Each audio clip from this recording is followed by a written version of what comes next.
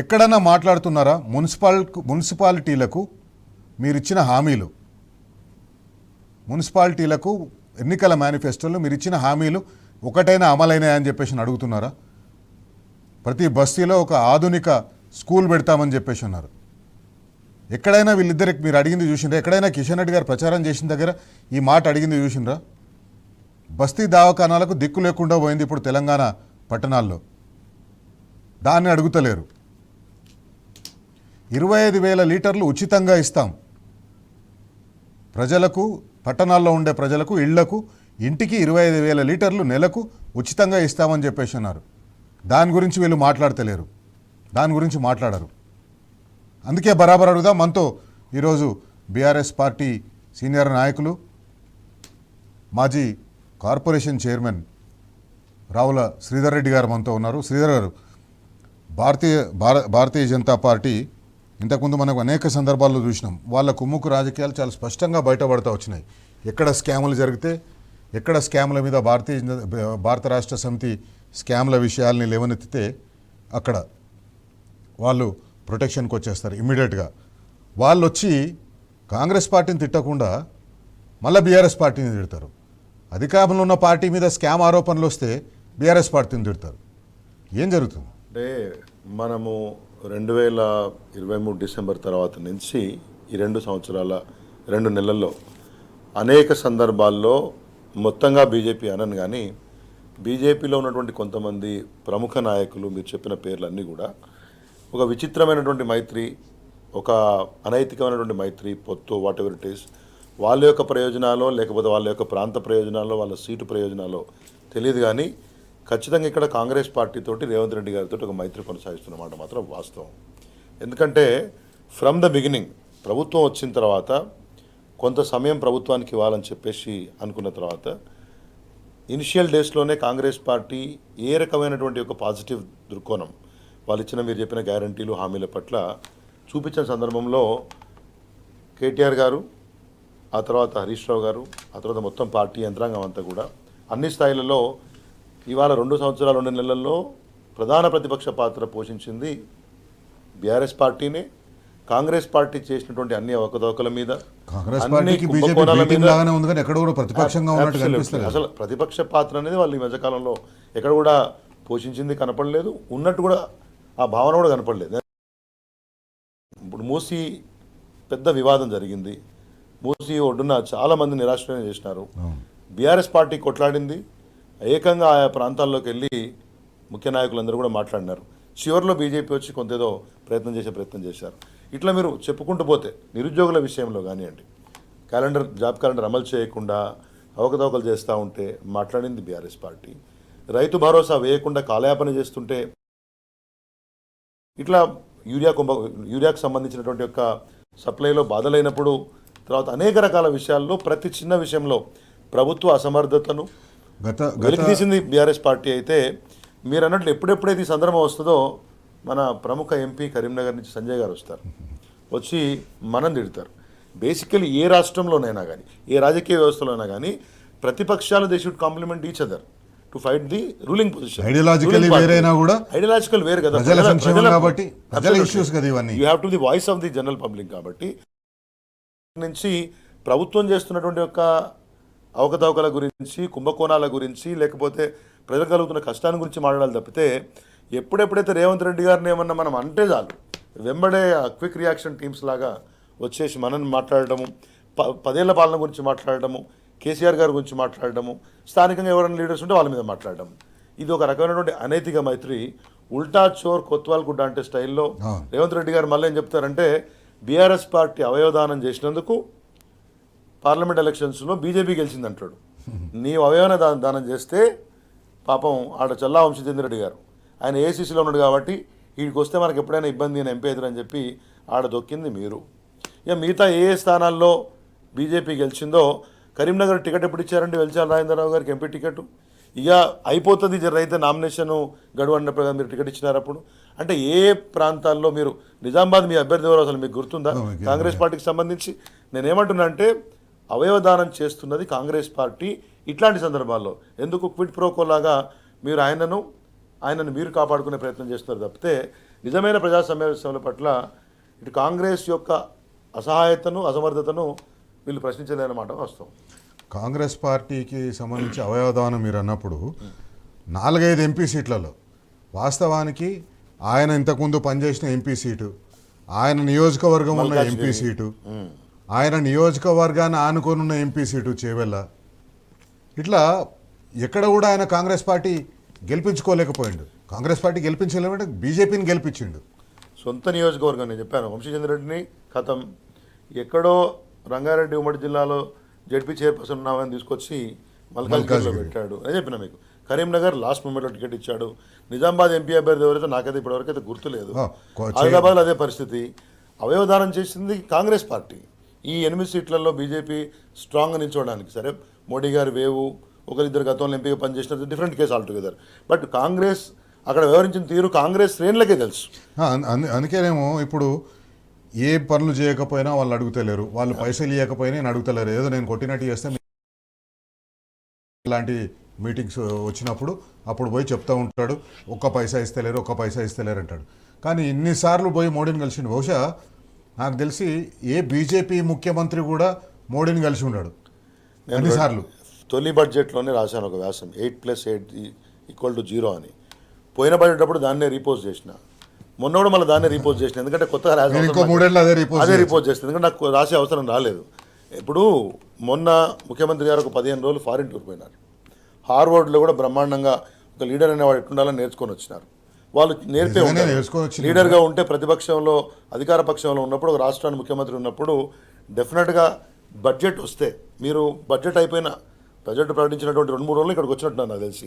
వచ్చి సిఎస్తో మాట్లాడారు, లేకపోతే మిగతా ఫైనాన్స్ సెక్రటరీస్తో మాట్లాడారు అనుకుంటే నేనేమనుకున్నానంటే మొత్తం మంత్రివర్గం ఎట్లయితే ఆయన కూర్చొని కేసీఆర్ గారిని తిట్టేటప్పుడు మొత్తం హంగు సరంజామా వేసుకొని వస్తాడో అట్లే వచ్చి రంగాల వారీగా బడ్జెట్ కంటే ముందు తెలంగాణ ప్రభుత్వం వైపు నుంచి కేంద్రానికి ఇచ్చినటువంటి ఒక దరఖాస్తులు, ఈయన 58 సార్లు 68 సార్లు పోయినటువంటి ఒక ట్రిప్పుల దరఖాస్తులు అవన్నీ పెట్టుకొని ఇక చూడండి నేను పోయినా దేనికి కూడా ₹1 రాలేదు అని చెప్పేసి విమర్శ ఒక మాట పాసింగ్ రిమార్క్ లాగా అన్నాడు. కానీ ఆ తర్వాత రాలేదు కాబట్టి సొంత నిధులతో చేయాలని చెప్పినట్టు వార్తలు వచ్చినాయి.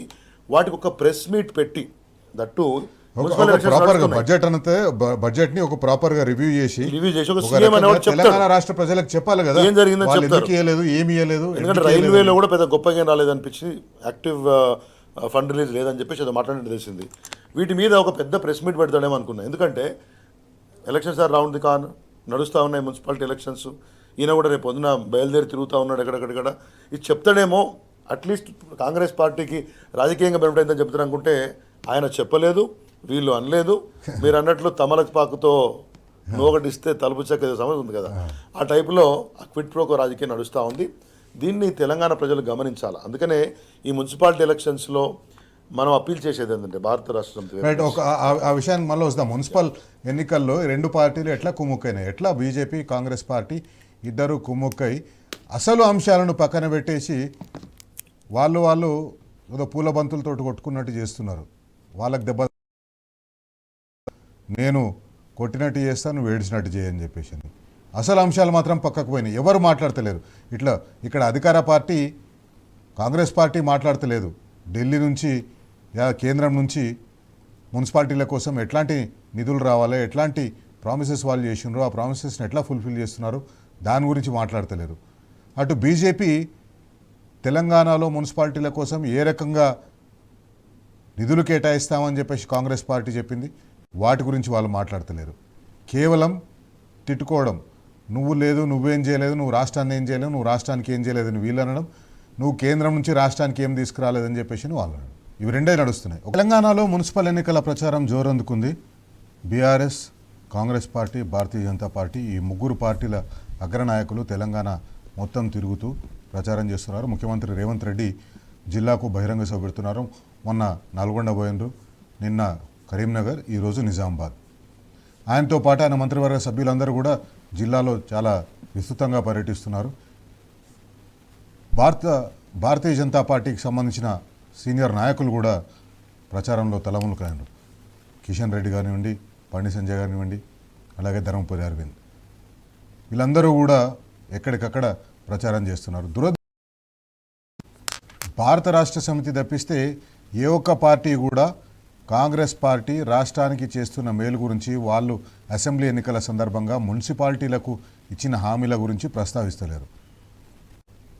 బీజేపీ ఎంతసేపు మత రాజకీయాల చాటును చేరి హిందువుల ఓట్లు ఏకం చేయడం కోసం. నిన్న బండి సంజయ్ గారు కరీంనగర్లో మాట్లాడుతున్న ఒక వీడియో చూసిన, ముగ్గురు మహిళా అభ్యర్థులను పక్కన పెట్టి లక్ష్మీ, సరస్వతి, దుర్గా అని చెప్పేసి వీళ్ళు ముగ్గురు పోటీ చేస్తున్నారని చెప్పేసి మాట్లాడతాడు. రేవంత్ రెడ్డి గారు ఎక్కడ కూడా నేను చేస్తున్న పనులు ఇవి, 2 సంవత్సరాల కాంగ్రెస్ పార్టీ అధికారంలో వచ్చిన తర్వాత చేసిన పనులు ఇవి, చేయబోయే పనులు ఇవి అని చెప్తలేరు. ఈ ఇష్యూస్ ఏవి కూడా తెర మీదకి వస్తలేవు. శ్రీధర్ గారు,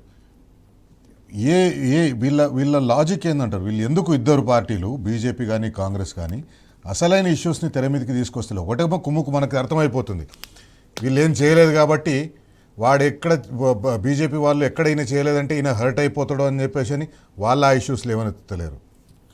బేసికలీ నేను ఇంతకుముందు చెప్పినట్టు దాంట్లో ఏంటంటే క్విట్ ప్రోకో, నీవు నన్ను ప్రొటెక్ట్ చేయి, నేను నిన్ను ప్రొటెక్ట్ చేస్తాననే పద్ధతిలో చాలా చోట్ల రాజకీయం చేస్తూ ఉన్నారు. ఒకటి అర్థమైపోయింది, ఈ మున్సిపల్ ఎలక్షన్స్లో బీఆర్ఎస్ బీజేపీ ఒకటని చెప్పేసి కాంగ్రెస్ పార్టీ వాళ్ళు మాట్లాడతారు, బీఆర్ఎస్ కాంగ్రెస్ ఒకటని చెప్పేసి బీజేపీ వాళ్ళు మాట్లాడతారు. కొన్ని స్థానాల్లో అసలు బీజేపీ పోటీలో లేదనేటువంటి భావన భ్రమింపజేసే విధంగా కొన్ని చోట్ల మాట్లాడుతూ ఉంటారు. ఇది ఒక స్ట్రాటజిక్ అలయన్స్ లా కొనసాగుతుందని ఇంతకుముందు చెప్పాను. ప్రత్యేకించి నార్త్ తెలంగాణలో కొన్ని సీట్లలో ఎవరైతే ప్రొటెక్షన్ మెకానిజంలో ఉన్నటువంటి ఎంపీలు ఎవరైతే ఉన్నారో వాళ్ళ స్థానాల్లో రేవంత్ రెడ్డి గారు పెద్దగా గట్టిగా ఏం మాట్లాడు, పోయేదో కాస్త ఏం మాట్లాడినా మళ్ళీ ఫ్లేరప్ అయ్యి విషయం వాళ్ళకు అనుకూలంగా, అంటే బీజేపీలో ఉన్న వాళ్ళకు అనుకూలమైన నాయకులు జాకీలు పెట్టి లేపే విధంగా ఇండైరెక్ట్గా ఆయన మాట్లాడతాడు. ఆయన అది మాట్లాడింది కాబట్టి మళ్ళీ ఈయన రివర్స్గా అదే తరహాలో ఈయన లేపే విధంగా మాట్లాడతారు. తిట్టినట్టు ఉంటుంది మనకి, కానీ ultimately it will compliment each other. అక్కడ బీఆర్ఎస్ పోటీలో లేదనే విధంగా ప్రవర్తించడము, లేకపోతే అక్కడ ఉన్న అభ్యర్థులను ఇబ్బంది పెట్టే విధంలో ఇద్దరు కలిసి పనిచేయడం అనేది ఒకటి స్ట్రాటజీగా కనబడుతూ ఉంది. ఏది ఏమైనా కానీ ultimately when go to the public, జనంలోకి మనం వెళ్ళినప్పుడు ఈ భావనలు చాలా క్లియర్గా అర్థమవుతూ ఉన్నాయి. ఏమి ఇవాళ బీఆర్ఎస్ చెప్తోంది అంటే 2 సంవత్సరాల పాటు ఆల్మోస్ట్ ఈ 26 మంత్స్లో వైఫల్యాల గురించి చాలా చక్కగా అన్ని స్థాయిల్లో నాయకులు మాట్లాడుతూ ఉన్నారు, ప్రజలకు అర్థమవుతా ఉంది. మీరు ముఖ్యమంత్రి గారు పోయి 26 నెలల ప్రోగ్రెస్ కార్డు ఎక్కడ చెప్తలేడు. ఆయన 40 నిమిషాలు ఎంటీ ఉంది. 35 నిమిషాలు కేసీఆర్ గారిని విచిత్రమైనటువంటి రీతులలో బూతులు, రకరకాల భాష మాట్లాడడం కూడా మనకు అసహ్యకరంగా ఉంటుంది. అవి మాట్లాడడము. లాస్ట్లో ఆయన అల్టిమేట్లీ చెప్పేది ఏంటంటే నేను గవర్నమెంట్లో ఉన్నా, ఇంకా 3 సంవత్సరాలు ఉంటా, ఇంకా 10 సంవత్సరాలు ఉంటా, నాకు ఓటేమని అడుగుతూ ఉన్నాడు. ఇది ఒక విచిత్రమైనటువంటి ముఖ్యమంత్రి వ్యవహారాలు మనకు కనబడుతూ ఉంది. ఇక మీరు ఇంతకుముందు ఒకటి already given the example of BJP. మిగతా చోట్ల అధికార పార్టీని విమర్శించాలి, కేంద్రం నుంచి మీరు ఏం చేయగలుగుతారో నేరుగానో లేకపోతే ఇండైరెక్ట్గానో ఈ 22 మంత్స్లో జరిగింది ఏంటో చెప్పగలగాలి. ఈ 2 పార్టీలకు ఆ ప్లాట్ఫామ్ ఎక్కడ కూడా కరెక్ట్గా లేదనే విషయం గమనించి వాళ్ళ అటెన్షన్ అంతా కూడా బీఆర్ఎస్ పార్టీని తిట్టి అక్కడ లేనట్టు చేసి మిగతా ఇద్దరు చెరో కొంత పంచుకుందామనే ఆలోచన పద్ధతిలో పనిచేస్తూ ఉన్నారు. ఇది ప్రజలకు అర్థమైందని చెప్పేసి నేను అనుకుంటా ఉన్నాను. దాన్ని ఈ 5-6 రోజుల పాటు లేకపోతే తర్వాత కూడా కంటిన్యూస్గా బలంగా తిప్పికొట్టడం అనేది ఒక పని ఖచ్చితంగా చేస్తాం. భవిష్యత్తులో కూడా అది కంటిన్యూ అవుతుంది. కానీ ఈ అన్హోలీ అలయన్సెస్, ఈ ఇండెమోక్రటిక్ ప్రాక్టీసెస్, ఈ క్విట్ ప్రోకో రాజకీయాలు అర్థం కానంత అమాయకులేమి తెలంగాణ ప్రజలు కాదనేది నా విశ్వాసం. తెలంగాణ ప్రజలు చాలా చైతన్యవంతులైన ప్రజలు. ఒకటి నాకు ఒక అనుమానం కలుగుతుంది, ఇంకా ప్రచారానికి 9వ తేదీ సాయంత్రం 5 గంటల వరకు ప్రచారం ఉంటుంది. 10వ తేదీ వేరే రకంగా ప్రచారం చేస్తారు. 11వ తేదీ పోలింగ్ ఉంది. ఈ 3-4 రోజులు ఖచ్చితంగా ఏదో ఒక టైంలో ముఖ్యమంత్రి రేవంత్ రెడ్డి గారు జూబ్లీహిల్స్ ఎన్నికల్లో ఏ రకంగానైతే ముస్లిం మైనారిటీలు ఎక్కువగా ఉన్న ప్రాంతాల్లో పోయి ఏ రకంగా అయితే మాట్లాడినరో ఉత్తర తెలంగాణలో, ఎందుకంటే చాలా మటుకు మున్సిపాలిటీల్లో, చాలా మటుకు కార్పొరేషన్స్లో, మహబూబ్ నగర్ కార్పొరేషన్ కానివ్వండి, కరీంనగర్ కార్పొరేషన్ కానివ్వండి, నిజామాబాద్ కార్పొరేషన్ కానివ్వండి, ముస్లిం మైనారిటీలు చాలా ఎక్కువ సంఖ్యలో ఉన్నారు. అక్కడ చాలా ఎక్కువ సంఖ్యలో ఓట్లు ఉన్నాయి. భారతీయ జనతా పార్టీ కూడా మహబూబ్ నగర్, కరీంనగర్, నిజామాబాద్ ఈ 3 కార్పొరేషన్ల మీద చాలా సీరియస్గా పనిచేస్తుంది. ఏదో ఒక టైంలో ఈ 3-4 రోజుల్లో ఎక్కడో ఒక దగ్గర ఖచ్చితంగా నాకు అనిపిస్తుంది ఏంటంటే ముఖ్యమంత్రి గారు మళ్ళీ జూబ్లీహిల్స్ ఎలక్షన్లో మాట్లాడిన మాటలు మాట్లాడతారు, జూబ్లీహిల్స్ ఎలక్షన్లో యూజ్ చేసిన భాష మాట్లాడతారు. శ్రీధర్ రెడ్డి గారు, కమ్యూనల్ పాలిటిక్స్ ద్వారా కాంగ్రెస్ పార్టీ మైనారిటీల పక్షం వహిస్తున్నామని చెప్పినట్టుగానే చెప్తూనే దానివల్ల భారతీయ జనతా పార్టీకి ఉపయోగపడే విధంగా వాళ్ళు మాట్లాడుతున్నారు. అంతే కదా. ఇప్పుడు ఒకటేంటంటే బీఆర్ఎస్ బీజేపీ ఒకటనే భావనను లేకపోతే ఒక ఆలోచనను బాగా బలంగా ప్రచారం చేయడం కాంగ్రెస్ పార్టీలో బాగా స్టార్ట్ చేసిందే రేవంత్ రెడ్డి. దాని వెనుక చాలా క్లియర్ ఏంటంటే పోయిన 9 సంవత్సరాల కేసీఆర్ గారి పాలనలో మైనారిటీల యొక్క సంక్షేమానికి సంబంధించి ఉన్న బలమైన ఆధారాలు ఎట్లాగూ బీఆర్ఎస్ పార్టీ వైపు బెంటుంటుందనే ఉద్దేశంతో ఒకటే ఒక లైన్లో బీజేపీకి దగ్గరగా ఉన్నారని చెప్తే ఆటోమేటిక్గా మైనార్టీకి దూరం అయితే కన్సల్టేషన్ అంతా కూడా కాంగ్రెస్ పోద్దని ఆటోమేటిక్ బీజేపీకి అయితే వాళ్ళు ఓట్లేరు. సో ఒక వర్గాన్ని దూరం చేయొచ్చు, కొద్దిగా క్రిస్టియన్ మైనార్టీలను ప్రభావితం చేయొచ్చు అనేది ఒకటే ఆలోచన. ఇదే సమయంలో ఏమవుతుంది, హిందూ పాపులేషన్ కొద్దిగా ఓటంతా స్ప్లిట్ అయితే నేను గెయిన్ అవుతాననేది కాంగ్రెస్ పార్టీ. సరే ఆయన మాట్లాడితే అల్టిమేట్లీ ముస్లిమ్స్ పోతే పోయారు కానీ మిగతా వర్గాలు మన వైపు వస్తారేమో ఒక ఆలోచన కొంతమంది బీజేపీ నాయకులు. నేనేమంటే అల్టిమేట్లీ ఇక్కడి నుంచి మనం మాట్లాడుకున్నా కానీ దిస్ అన్హోలీ అలయన్స్, నేను from the beginning I'm saying they are out to finish BRS party electorally or what politically అనేది ఆ ప్రయత్నం చేస్తూ ఉన్నారు. మేము స్ట్రైట్ ఫైట్ చేసుకునే ఆలోచన ఉందనే విధంగా ప్రవర్తిస్తూ ఉన్నారు. కానీ అల్టిమేట్లీ ఏంటంటే ఇవేం మాట్లాడినా కానీ మొన్న సర్పంచ్ ఎలక్షన్ యొక్క రిజల్ట్ మనం చూసినాం. సర్పంచ్ ఎలక్షన్స్లో కాంగ్రెస్ పార్టీ కాదు ఎవరు ఊహించినంత అనూహ్యంగా అధికారంలో లేకుండా బీఆర్ఎస్ పార్టీకి వచ్చిన ఫలితాలు మనం చూసినాం. ఇలా మున్సిపాలిటీలో కూడా నాకు బాగా విశ్వాసం ఉంది. దానికంటే కూడా ఎక్కువ ఫలితాలు, మంచి ఫలితాలు, అనుకూలమైన ఫలితాలు కీలకమైన కార్పొరేషన్లు, కీలకమైనటువంటి మున్సిపాలిటీలు కూడా బీఆర్ఎస్ పార్టీకి వస్తాయనే విషయం అర్థమైన తర్వాత మీరు అన్నటువంటి ఈ ఏమంటారు గోల్మాల్ రాజకీయాలు ఖచ్చితంగా నడుస్తాయి. We still have time. 7, 8, 9, 10 ఈ 4-5 రోజులలో ఖచ్చితంగా వాళ్ళకి ఇప్పుడు ఉన్నది ఒకటి పవర్, 2 మనీ, 3 ఇట్లాంటి ఏమన్నా ఏమంటారు లోపాయకారి రాజకీయాలు, లోపాయకారి ఒప్పందాలు, ఆ ట్రిక్స్ నడుస్తాయి. బట్ డెఫినెట్లీ ఇప్పుడు మనం ఒకటి వాళ్ళ దగ్గర ఒక స్ట్రాటజీ ఉంటే ఇక్కడ కూడా ప్రభుత్వంలో 10 ఏళ్ళు పనిచేసినటువంటి ఒక మన కార్యకర్తలు కూడా విశ్వాసం ఉంటుంది కదా. ప్రభుత్వంలో 10 ఏళ్ళు పనిచేసిన వాళ్ళు, ఉద్యమాన్ని నడిపిన వాళ్ళు, అనేక మంది సిట్టింగ్ ఎమ్మెల్యేలు, మాజీ మంత్రులు, ఎంపీలు, ఎమ్మెల్సీలు, వివిధ స్థాయిలో ఉన్న నాయకులు అందరం కూడా ఆన్ గ్రౌండే ఉన్నాం కదా. సో వీటన్నింటినీ అల్టిమేట్గా ఎదుర్కోగలిగే శక్తి ఆ నిర్మాణం బీఆర్ఎస్ పార్టీ దగ్గర ఉందని చెప్పేసి కార్యకర్తలు విశ్వసిస్తున్నారు. అందుకనే if you look at the fight, ఖచ్చితంగా వాళ్ళు ట్రిక్స్ మీద ఆధారపడితే, వాళ్ళు ట్రిప్స్ మీద ఆధారపడితే మనం మాత్రం లోకల్ స్ట్రెంగ్త్ మీద ఆధారపడుతున్నాం. Let's see what's going to happen. Right. ఒక ముఖ్యమంత్రి రేవంత్ రెడ్డి గారు ఒక అసెంబ్లీ ఎన్నికలకు ప్రచారం చేసినట్టుగా ప్రచారం చేస్తున్నారు. అన్ని జిల్లా హెడ్ క్వార్టర్లు, పాత జిల్లా హెడ్ క్వార్టర్లు తిరిగి, లేదా దాదాపు అన్ని పాత జిల్లాల్లో ఏదో ఒక ప్రాంతాన్ని టచ్ చేసి ఏదో ఒక ప్రదేశంలో మీటింగ్లు పెట్టి ఎన్నికల ప్రచారం చేస్తున్నారు. మున్సిపల్ ఎన్నికల కోసం అట్లనే ఆయన గ్రామ పంచాయతీ ఎన్నికల కోసం కూడా అట్లనే ప్రచారం చేసిండు. గ్రామ పంచాయతీ ఎన్నికలకు కూడా బహిరంగ సభలు పెట్టి ప్రచారం చేసిండు. కానీ ఫలితాలు మనం చూసినాం, ఏ రకంగా ఫలితాలు ఉండడం. ఇప్పుడు రాబోయే రోజుల్లో, రాబోయే మున్సిపల్ ఎన్నికల్లో కూడా ఆయన అట్లే ప్రచారం చేస్తున్నారు. అనేక హామీలు ఇచ్చిండ్రు. అనేక హామీలు, ఏ హామీలు కూడా బీజేపీ కాంగ్రెస్ పార్టీని ప్రశ్నిస్తలేదు. ఎక్కడ కూడా బీజేపీ కాంగ్రెస్ పార్టీని అడుగుతలేదు. మనం అడుగుదాం, బరాబర్ అడుగుదాం. ఏమైనా మీ హామీలు, ఎన్నికలప్పుడు మీరు హామీలు ఇచ్చిండ్రు, అసెంబ్లీ ఎన్నికలప్పుడు మున్సిపాలిటీలోకి చేస్తామని చెప్పేసి ఒక 8-9 హామీలు ఉన్నాయి. 8-9 మేనిఫెస్టోలో పెట్టిన హామీలు ఉన్నాయి మున్సిపాలిటీల కోసం. ఏ ఒక్కటి కూడా అమలు కాలేదు. ఏమడుగుతారంటే ఆర్టీసీ బస్సుల్లో ఉచితంగా తిరిగిన మహిళలు కాంగ్రెస్ పార్టీకి ఓటేస్తారని. అంటే ఆర్టీసీ బస్సుల్లో ఉచితంగా తిరిగిన మహిళలకు 25,000 లీటర్లు వచ్చినట్టేనా? ఆర్టీసీ బస్సుల్లో ఉచితంగా తిరిగిన మహిళలున్న కుటుంబాల్లో, తెల్ల రేషన్ కార్డు ఉన్న కుటుంబాల్లో యజమానులకు ట్యాక్స్, ప్రాపర్టీ ట్యాక్స్ తగ్గిస్తామన్నారు. ఆ ప్రాపర్టీ ట్యాక్స్ వచ్చినట్టేనా? బస్తీల్లో స్కూల్లో వచ్చినట్టు. శ్రీధర్ గారు, ఎందుకు ఈ ఇష్యూస్ని బీజేపీ లేవనెత్తలేదంటారు? ఇప్పుడు ఒకటి, ఫస్ట్ ఆఫ్ ఆల్ ఆ పాత్ర పోషించాలా, అది బలంగా ప్రశ్నించాలనేటువంటి ఒక తృష్ణ ముందు ఉండాలి. You need to have some research to do, rather learn all these things and question about. అలాంటి నాయకత్వం కూడా అక్కడ ఉండాలి. కంపల్షన్స్ కూడా ఉండొద్దు, కంపల్షన్స్ కూడా ఉండకూడదు కదా. బట్ అల్టిమేట్లీ అదేమీ ఎక్కడ కనబడట్లేదు అంటున్నాను నేను. అల్టిమేట్లీ వాళ్ళు ఆధారపడుతున్నది ఏదో ఏమంటారు సూపర్ఫిషియల్ అప్రోచ్ మీద ఆధారపడుతూ ఉన్నారు. ఎక్కడెక్కడైతే వాళ్లకు శాసనసభ్యులు ఉన్నారో, ఎంపీలు ఉన్నారో, వాళ్ళ యొక్క స్థానిక బలం మీద ఏదో ప్రయత్నం చేద్దామనే ప్రయత్నం, కానీ అల్టిమేట్లీ రేవంత్ రెడ్డి గారిని కొద్దిగానైనా కానీ నొప్పించడానికి వాళ్ళు ఎవరు ఇష్టపడుతున్నట్టు నాకు ఖచ్చితంగా కూడా కనబడట్లేదు. ఎందుకంటే నేను లాస్ట్ ఒక 1 వీక్ నుంచి 3 సంవత్సరాలు ఇంకా అధికారంలో ఉంటుంది కాంగ్రెస్ పార్టీ ఇక్కడ. ఇప్పుడు ఈ ఏదో మున్సిపల్ ఎన్నికల కోసం కౌన్సిలర్ల కోసం ఎవరి కోసం రేవంత్ రెడ్డిని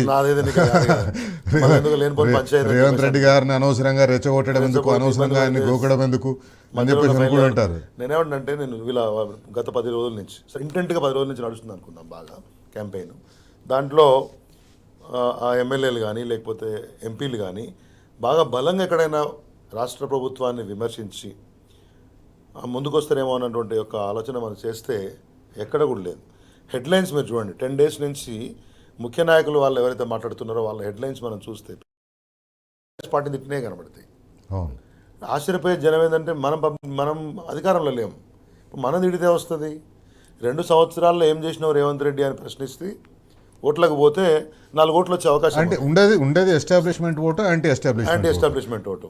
లేకపోతే స్థానిక సంస్థలలో సరే నేరుగా కేంద్ర ప్రభుత్వం నుంచి నిధులు ఇప్పించే సత్తా ప్రాసెస్ ప్రకారం అవకాశం ఉన్నా లేకున్నా కొద్దిగా వేరు పథకాల వాళ్ళు తెచ్చుకోవచ్చు, వాటికి చెప్పుకోవచ్చు.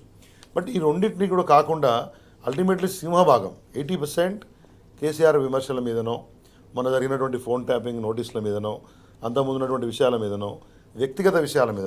నిన్న సంజయ్ గారు అంటే రాష్ట్ర అభివృద్ధికి సంబంధించిన విషయాలు కాదు, అబ్సల్యూట్లీ నాట్. నేను సిరిసిల్ల పోతే కూడా కేటీఆర్ గారి మీద సంజయ్ గారు మాట్లాడుతున్నారు. కేటీఆర్ గారు నీకంటే నాకు ఎక్కువ ఓట్లు వచ్చినాయి, మీరు ఎంపీకి పోటీ చేస్తే ఎంపీ పార్లమెంటరీ సెగ్మెంట్కి ఎన్ని ఓట్లు ఉంటాయి, అసెంబ్లీ సెగ్మెంట్ కేటీఆర్ గారే. మీరు కేటీఆర్ గారు కూడా పార్లమెంటరీ సెగ్మెంట్ పోటీ చేసి వారికంటే సంజయ్ గారికి ఎక్కువ ఓట్లు వస్తేనేమో అది ప్రస్తావించాల్సి. ఆయన కరీంనగర్ ఎమ్మెల్యేగా పోటీ చేసి ఆయనకి కంపేర్ చేసుకోవాలి, ఓడిపోయినాడు. అది కంపేర్ చేయాలి కదా. అల్టిమేట్లీ ఈ last the election, KTR one the election. నాకు ఆశ్చర్యం వేసింది, అంటే వీళ్ళు ఏం ఆలోచనలో మాడతారు, ఏదో ఒకటి అనాలి, ఆ టైంకి ఆ స్టాటిస్టిక్ ప్రెజర్ తీసుకోవాలని మాట్లాడడం కాకుండా ఏం జరుగుతుంది సిరిసిల్ల. నిజంగా సిరిసిల్లలో ఇవాళ బండి సంజయ్ గారు పోయి మాడుతూ ఉన్నారు కదా, వితౌట్ కేటీఆర్ సిరిసిల్ల కాన్స్టిట్యున్సీ, నేనైతే being a chairman also I went many times for the schools inspection what ever it is and all. ఆయన లేకుంటే అంత అభివృద్ధి అక్కడ జరిగిందా? వేములవాడలో జరిగిందా? వేములవాడలో ఇవాళ మాడుతూ ఉన్నారు. వేములవాడ రాజన్న గుడికి కేసీఆర్ ప్రభుత్వం ఏం చేయలేదని మాడుతున్నారు. అక్కడ ఉన్నటువంటి ప్రజలకు తెలియదా? లేకపోతేనే అంతకుముందు ఎమ్మెల్యేలని వరుసగా గెలిపిస్తూ వచ్చినారా? సో ఏమంటే అజ్ఞానంతో మాట్లాడే మాటలు చాలా ఉంటాయి. వాటిని ప్రజలు అట్లనే స్వీకరిస్తారని వాళ్ళు అనుకుంటున్నారు. సరే, ఆయన అక్కడ ఎంపీ కాబట్టి మనందరం కూడా గట్టిగా ఛాలెంజ్ చేసినాం. చేతనైతే ఓ 10% మున్సిపల్ వార్డులు గెలవండి, లేకపోతే రేపు పొద్దున సర్పంచులు గెలవండి. ఎవరి ప్రయత్నం వాళ్ళు చేస్తారు. చేసే ప్రయత్నంలో చిత్తశుద్ధి ఎంత ఉంది, మీ అసలు ప్రత్యర్థి ఎవరు, ఇప్పుడున్నటువంటి ప్రతిపక్ష, ఇప్పుడు అక్కడ అధికార పక్షమైనా ఇక్కడ ప్రతిపక్షం కదా వాళ్ళు. ఆ మధ్య ఒక సందర్భంలో బండి సంజయ్ గారు అన్నారు కూడా, మనమిద్దరం కొట్లాడుకున్నాడు కాదు, ఆ మాత్రం మిగిలిన బీఆర్ఎస్ పార్టీని పొందబెట్టాల ముందు అని చెప్పేసి అనేది. అబ్సల్యూట్లీ అదే చెప్తున్నా మీకు. అప్పుడు అది కూడా ఏంది, అది ముఖ్యమంత్రి మాట్లాడేదో లెక్క ఉంటుంది. ముఖ్యమంత్రి జనరల్ అధికార పక్షంలో ఉన్నాడు కాబట్టి మన వైపు నుంచి ఇబ్బంది ఆయనకు ఎక్కువ ఉంది కాబట్టి, పోతే గీత మనతోటి వచ్చే ఇబ్బందికి ఏమో ఆయన కూర్చిపోతే తప్పితే ఈయన కూర్చిపోతే. ముఖ్యమంత్రి మాట్లాడతాడు కాబట్టి ఈయన ఒక క్యూ అందిస్తున్నాడు, మాట్లాడండి ఇట్లా కాంప్లిమెంటింగ్ ఈచ్ అదర్. చెప్పిన కదా, ఇప్పుడు పోతే గీతే ఇబ్బంది ఏమనేది ఈయన కుర్చీకి అవుతుంది మనం గట్టిగా అన్నందుకు. ఆయన ఎందుకు చెప్పాలి నాకు అర్థం కాలే. మనం గట్టి కొట్లాడాలి బీఆర్ఎస్ పార్టీ గురించి. అరే ముందు నీ అది కాంగ్రెస్ బీజేపీ ఢిల్లీలో పచ్చగడ్డి వేస్తే బగ్గుమంటారు ఇద్దరి మధ్య, పార్లమెంట్లోనే ఇష్టం వచ్చినట్టు మాట్లాడు. నీ స్టాండర్డ్ అదైతే అయ్యే ముచ్చట కాదు కదా అక్కడ. అంటే ఇక్కడ తెలుగులో మాట్లాడినా అక్కడ ఎవరికి తర్జుమా అందరూ పంపినామని ఒక కాంబినేషన్. కానీ అల్టిమేట్లీ నాయకులకు అర్థమైన అర్థం కాకుండా, అంటే ఉన్నత స్థాయిలో ఉన్నటువంటి వాళ్ళ పార్టీ నాయకులకు స్థానికంగా ఉన్నటువంటి ప్రజలు, నేను మంథని పోయినాను, అద్భుతమైనటువంటి అండర్స్టాండింగ్ ఉంది ప్రజల్లో. మనమేం ప్రజలకు అర్థం కావట్లేదు, మూలనున్నారు, అక్కడున్నారు, ఇక్కడున్నారు, ఏమి లేదు. Everybody understands. కాకపోతే కొన్నిసార్లు ఫలితాలు అన్నటువంటి స్థానిక బస్సులకు అనుకూలంగా రావచ్చు. అధికారంలో పార్టీ కాబట్టి అధికారంలో పార్టీకి ఎంతో కొంత చాలా అడ్వాంటేజ్ ఉంటుంది కదా. ఒక చిన్న బ్రేక్ తీసుకుందాం. బ్రేక్ తర్వాత బీజేపీ కాంగ్రెస్ పార్టీకి సంబంధించిన అనేక స్కామ్స్ని భారత రాష్ట్ర సమితి బీజేపీ అధికారంలో ఉన్న కేంద్ర ప్రభుత్వంలో అధికారంలో ఉన్న బీజేపీ నాయకత్వానికి అనేక రూపాలుగా పంపించడం జరిగింది.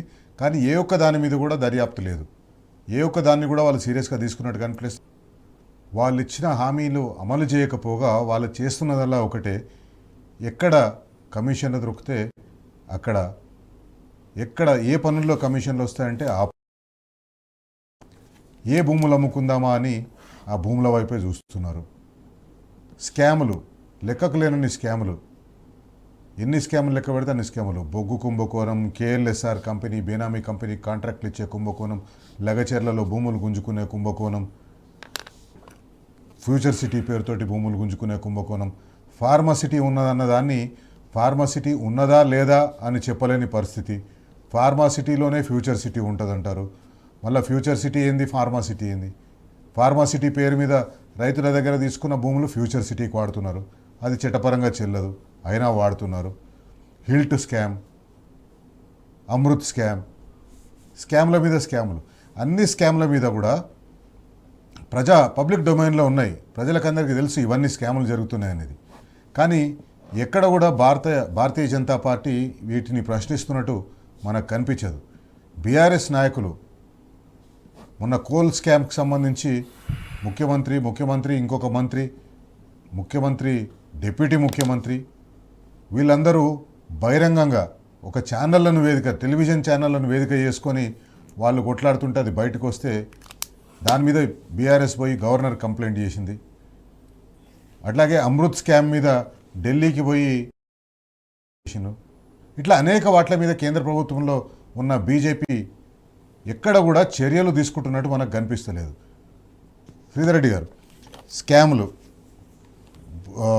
ఒక పుస్తకమే అవుతుంది, పెద్ద పుస్తకమే అవుతుంది స్కామ్ల గురించి రాస్తే. కానీ వస్తారు, హైదరాబాద్ వస్తారు, ప్రధానమంత్రి వస్తాడు, కొత్తగా ఎన్నికైన నితిన్ నవీన్ కూడా వచ్చిండు, ఆయన కూడా వచ్చి ఆర్ఆర్ ట్యాక్స్ వసూలు చేస్తున్నారు ఇక్కడ అంటాడు.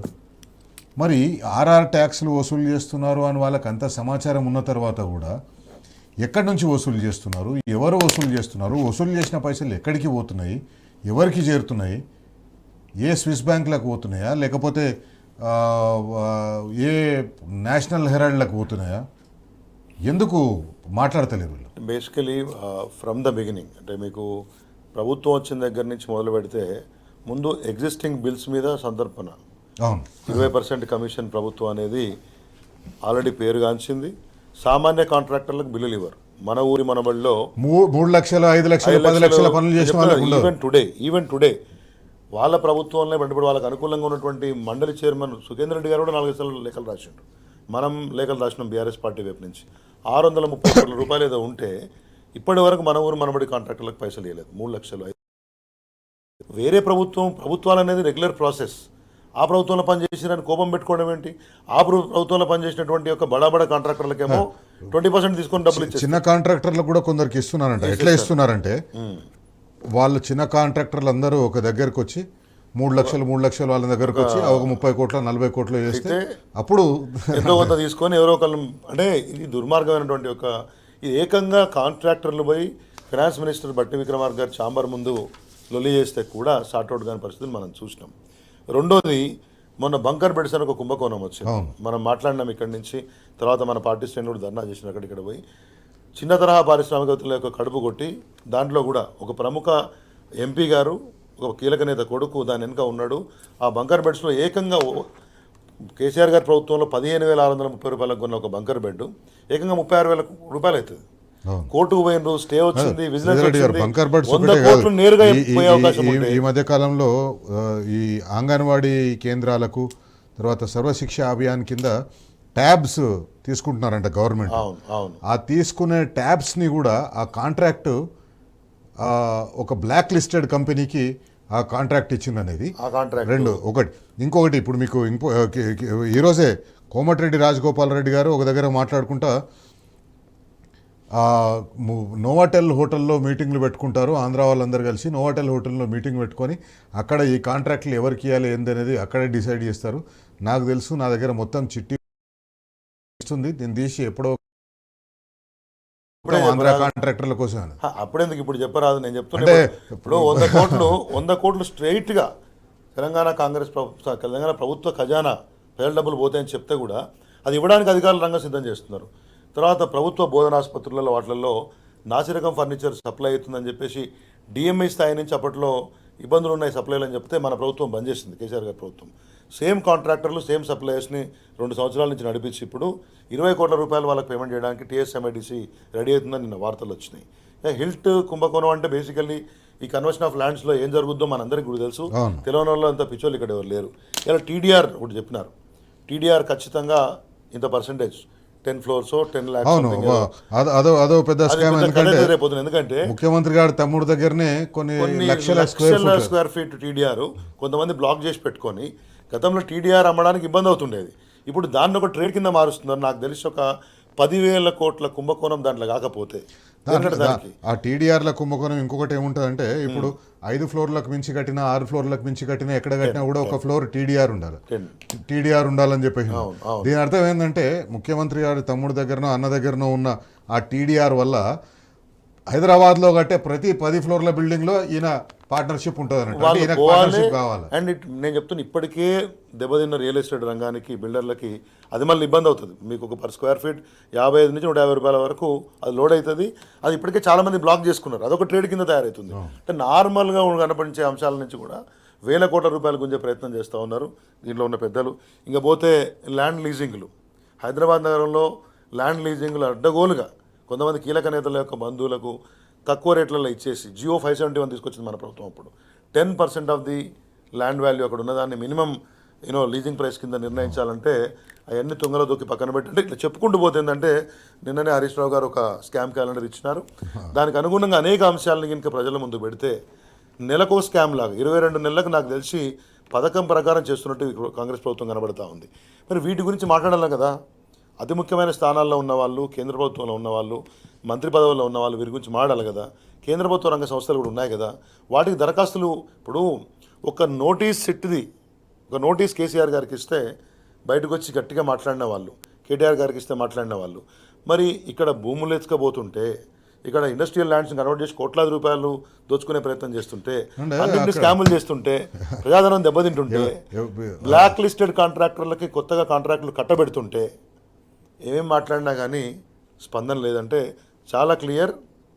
మీరు ఏమంటారు దాన్ని, I scratch your back, you scratch my back లాగా. ముఖ్యమంత్రి గారికి భూముల మీద బాగా పట్టు ఉందని తెలిసి, భూముల ఎప్పటికైనా భూములకు వాల్యూ ఉంటుందని తెలిసి బీజేపీ ఎంపీలు కూడా ఎంతో కొంత చేసుకుందామనే ప్రయత్నం చేస్తుండొచ్చు. ఆ మధ్య ఒక బీజేపీ ఎంపీకి సంబంధించిన విషయాలు కూడా బయటకు వచ్చినాయి. దాదాపు 70-80 ఎకరాలు అందులో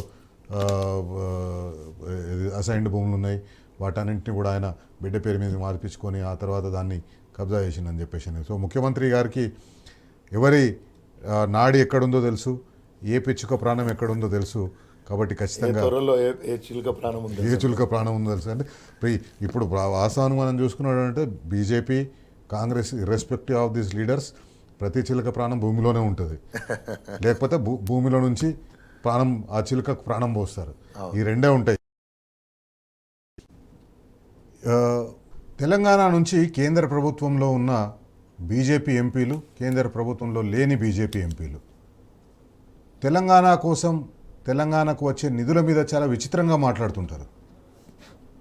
కరీంనగర్లో బండి సంజయ్ ప్రచారం చేస్తూ మాట్లాడతాడు, మాకు కార్పొరేషన్ ఎన్నికల్లో కరీంనగర్ కార్పొరేషన్ మేయర్గా బీజేపీ అభ్యర్థిని గెలిపించండి, కేంద్రం నుంచి చాలా నిధులు తీసుకొస్తా అంటుంటాడు. కార్పొరేషన్ మేయర్కు గెలిపించడానికి నిధులకు లింకు పెట్టడం ఏంది? మిమ్మల్ని ఎంపీగా గెలిపించిండ్రు, ఎంపీగా గెలిపించిన తర్వాత మీరు అక్కడ మంత్రి కూడా అయినరు, ఇప్పుడు తీసుకురావాలి కదా నిధులు. కార్పొరేషన్లో మేయర్ గెలిస్తే నిధులు తీసుకొస్తారా? కానీ ఇదే బండి సంజయ్ ఇంతకుముందు ఒకసారి ఆంధ్ర ప్రాంతంలో పర్యటనకు పోయినప్పుడు తెలంగాణ కంటే ఎక్కువ నిధులు తీసుకొచ్చిన నేను ప్రధానమంత్రి నరేంద్ర మోడీతో కొట్లాడి తెలంగాణ కంటే ఎక్కువ నిధులు ఆంధ్రాకు వచ్చేటట్టు చేసినా అని చెప్పేసి అన్నాడు. ఒకసారి ఆ బయట చూద్దాం. ఇది లాస్ట్ పంచ్.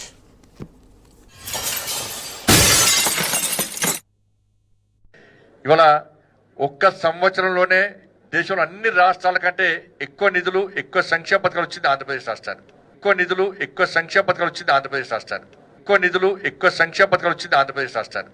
ఇవాళ ఆంధ్రప్రదేశ్ ప్రజలు ఇవాళ మోడీ గారు రుణపడి ఉండాలి.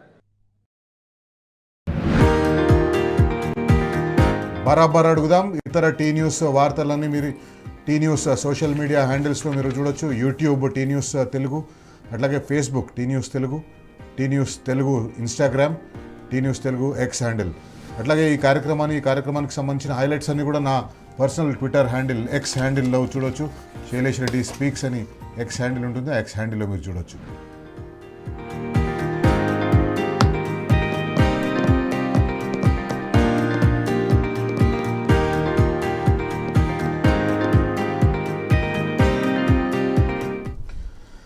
ఇది ఈరోజు బరాబర్ అడుగుదాం. శ్రీధరెడ్డి గారు, థ్యాంక్ యూ వెరీ మచ్. మంతనిలో మీరు ప్రచారంలో ఉన్నారు, మంతని మున్సిపాలిటీకి ఇన్ఛార్జ్గా ఉన్నారు. అక్కడ ప్రచారంలో ఉండి కూడా మా కోసం సమయం తీసుకొని ఇక్కడ వచ్చినందుకు మీకు ధన్యవాదాలు.